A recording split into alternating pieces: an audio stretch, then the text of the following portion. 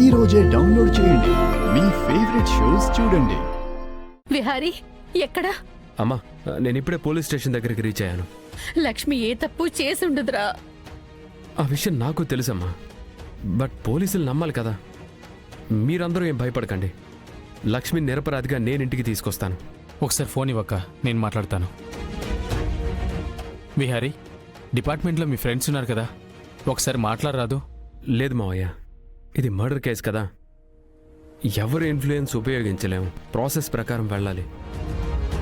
పోలీసులు ఏ కేసు పెడతారో చూసి ఆ తర్వాత నేనేం చేయాలో అది చేస్తాను.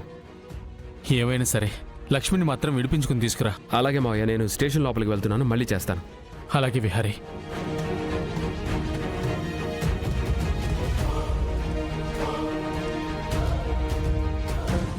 బావ లక్ష్మి కోసం ఏమైనా చేస్తాడు, కానీ ఆ లక్ష్మి ఇరుక్కుంది మర్డర్ కేసులో. మర్డర్ కేసులోంచి బయటికి రావడం అంటే చాలా కష్టం. ఆ లక్ష్మి అక్కడే జీవిత ఖైదులా ఉండిపోతే ఇక్కడ బావని నెమ్మదిగా నా వైపుకి తిప్పుకోవచ్చు.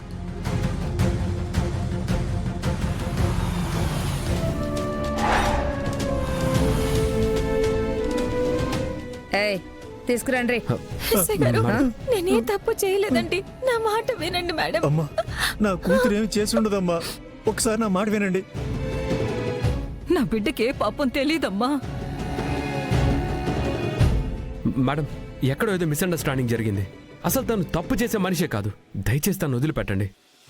నిజం మేడం, నేనే హత్య చేయలేదు, నా మాట నమ్మండి. అమ్మా అమ్మా అమ్మా, మేడం, అమ్మా అమ్మా, నా బిడ్డ కూనీకోరు కాదమ్మా, అది అలాంటి పనులు చేసే పాపాత్మురాలు కాదమ్మా. నా మాట వినండి అమ్మా. పెద్దాయనా, మా దారి కట్టు రాకు. అమ్మా, నీ కాళ్ళు పట్టుకుంటానమ్మా. నాన్నా. లే, అబ్బం శుభం తెలియని నా కూతుర్ని దయచేసి అరెస్ట్ చేయకండి అమ్మా. ఎన్నిసార్లు చెప్పాలయ్యా? నీ కూతురు నేరం చేసింది, సాక్ష్యాధారాలన్నీ క్లియర్ గా ఉన్నాయి. ఇంకొకసారి నేను ఈ మాట చెప్పను. రా.